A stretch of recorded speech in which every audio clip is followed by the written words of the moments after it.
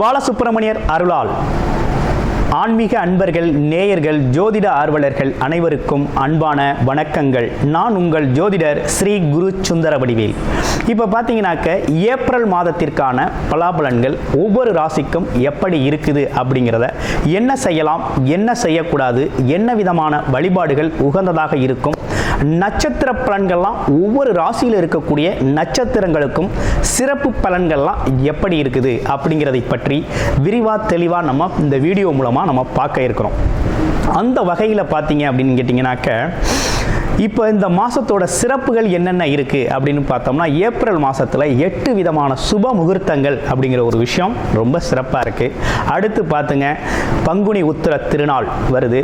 அடுத்து பாருங்கள், தமிழ் புத்தாண்டு, அடுத்து அட்சய திதியை, அடுத்து குரு பூஜை, பெரிய வியாழன் அப்படின்னு சொல்லி பல்வேறு விதமான நிகழ்வுகள் அப்படிங்கிறது இந்த மாதத்தில் நிறையவே இருக்குது. அதையும் தாண்டி வாஸ்து நாள் அப்படிங்கிறதும் இந்த மாதத்தில் இருக்குது. அப்போ இப்படிப்பட்ட சிறப்பு மிக்க இந்த மாதத்தில் உங்களுடைய ராசிக்கு இந்த கிரக பயிற்சிகள், கிரக மாற்றங்களால் என்னென்ன மாற்றங்களை நீங்கள் செஞ்சுக்கலாம், என்ன விதமான முயற்சிகள் கை கொடுக்கும் அப்படிங்கிறதை பற்றி விரிவாக தெளிவாக ஒவ்வொரு ராசிக்கும் மிக அழகாக பார்க்க இருக்கிறோம். நீங்கள் முழுமையாக இந்த வீடியோவை பாருங்கள். இப்போ உங்களுக்கு உங்களுடைய ராசிக்கு எப்படி இருக்கும் அப்படிங்கிறத இப்போ பார்க்கலாம். கன்னிராசி காலச்சக்கரத்தின் 6வது ராசியான கன்னிராசிக்கு என்ன விதமான பலன்கள் இருக்குது அப்படின்னு இந்த ஏப்ரல் மாதத்தில் பார்க்கையில், ராசியிலேயே கேது பகவான் அமர்ந்திருக்க ராசிநாதன் 7ஆம் இடத்தில் பயணம் செய்கிறார். அப்போ ஆரம்ப காலமே கொஞ்சம் அசத்தலாக கொஞ்சம் நல்லா தான் இருக்குது, ஒன்றும் பயப்பட வேண்டாம். ஏன்னா கேது பகவான் உங்கள் ராசியிலிருந்து இடமாற்றமாக போகிறார். இது கடைசி காலம். கேது பகவான் இவ்வளவு நாளாக நம்ம ராசியிலிருந்து ஒரு அறக்கழிப்பை ஏற்படுத்திட்டார். அப்படின்னா என்னென்னா, மனம் சார்ந்த தடுமாற்றம், எதுலேயும் சரியாக முடிவெடுக்க முடியலை, தொழில் சார்ந்த விஷயங்கள் கொஞ்சம் பற்றாமல் இருக்குது, வேலை இடத்துல வேலை நிலையாக இல்லை, அதே நேரத்தில் தனித்து இயங்கக்கூடிய ஒரு அமைப்பு அப்படிங்கிறது ஏற்படுது. ஆமாம், எதுலேயும் கொஞ்சம் விலகி செய்யக்கூடிய சூழ்நிலை, மனதில் பார்த்தீங்கன்னா ஒரு இனம் புரியாத ஒரு கவலை, பயம் அப்படிங்கிற ஒரு விஷயம்லாம் ஏற்பட்டது. வருமானத்தில் ஒரு தடை சார்ந்த விஷயங்கள், குடும்ப உறவுகளில் அவ்வளவு முன்னேற்றம் இல்லை, ஆசைகள் நிறைவேறலை. இதுதான் நம்ம சிக்கல்.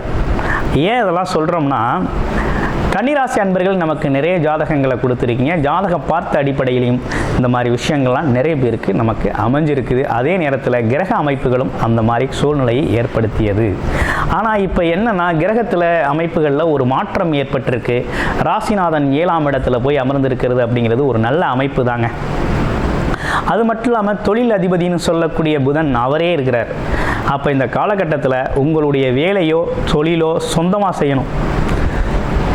எனக்கு ஒரு வேலை தெரியும், அந்த வேலையில் நல்லது ஒரு அனுபவம் இருக்குது, அதை சுயமாக செய்யணும் அப்படின்னா தாராளமாக செய்யுங்க. 2வது பாயிண்ட்டு, கணவன் மனைவி பார்ட்னர்ஷிப்பாக ஒரு தொழில் செய்யணும்னா செய்யுங்க.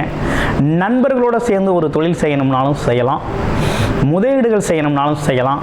அதே போல் போட்டி பந்தயங்கள் சார்ந்து விளையாட்டுத்துறையில் இருக்க இளைஞர்கள், அது மட்டும் இல்லாமல் மாணவர்கள்லாம் இந்த காலத்தில் ஜெயிக்கக்கூடிய ஒரு அமைப்பு அப்படிங்கிறது ரொம்ப நல்லா இருக்குது. அப்போ போட்டி தேர்வுகள் எழுதியிருக்கவங்களுக்கும் நல்லா இருக்குது, படிப்பு சார்ந்த விஷயங்கள் நல்லா இருக்குது.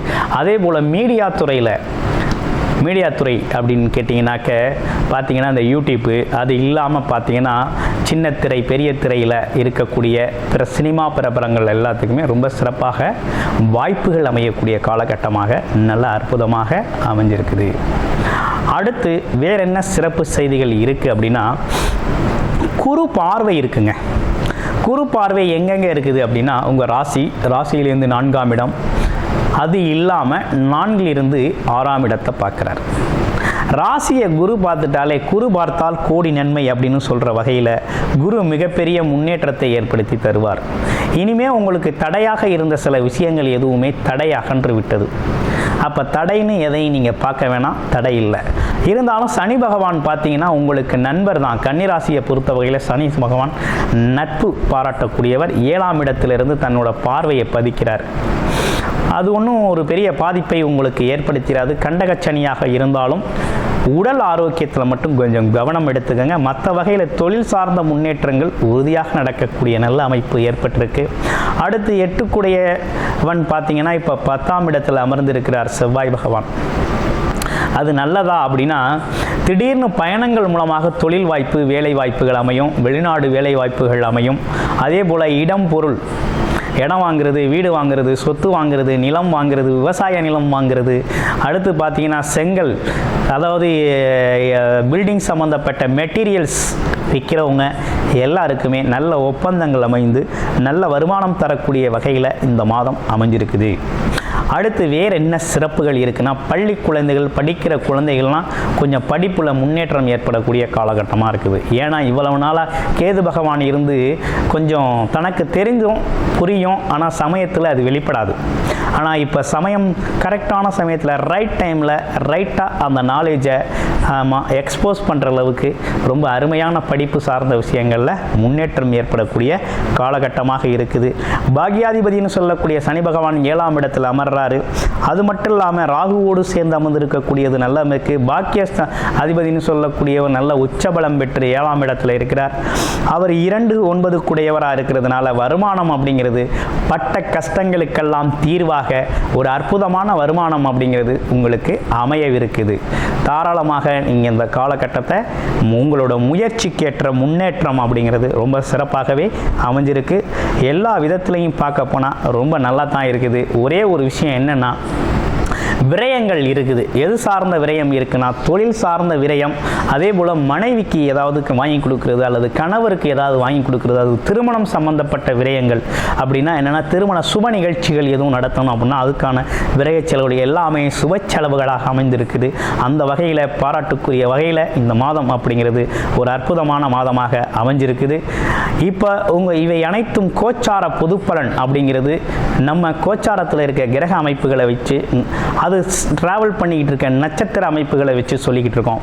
உங்களுக்கு பிறப்பு ஜாதகத்தில் என்ன லக்கணம், அது எந்த அடிப்படையில் அந்த லக்கணம் தசாபுத்தி அமைப்புகள் நடக்குது, சாதகமான தசாபுத்தி அமைப்பா, பாதகமான தசாபுத்தி அமைப்பா அப்படிங்கிறதெல்லாம் பார்த்து இந்த காலகட்டத்தை மிகவும் சிறப்பாக நீங்கள் பயன்படுத்தி முன்னேறணும். ஒருவேளை உங்களுடைய ஜாதகம் நீங்கள் பார்த்து தெரிஞ்சுக்கணும் அப்படின்னா டிஸ்பிளேல தர நம்பருக்கு கால் பண்ணி உங்களுடைய பிறப்பு ஜாதக அடிப்படையில் என்ன நடக்குது, என்ன செய்யலாம், அடுத்தடுத்து வரக்கூடிய ராகு பெயர்ச்சி மற்றும் குரு பெயர்ச்சிகள்லாம் எப்படி என்ன விதமான மாற்றங்களை வாழ்க்கையில் ஏற்படுத்த போகுது அப்படிங்கிறத முழுமையாக தெரிந்து கொள்ள முடியும். நன்றி, வணக்கம், வாழ்த்துக்கள்.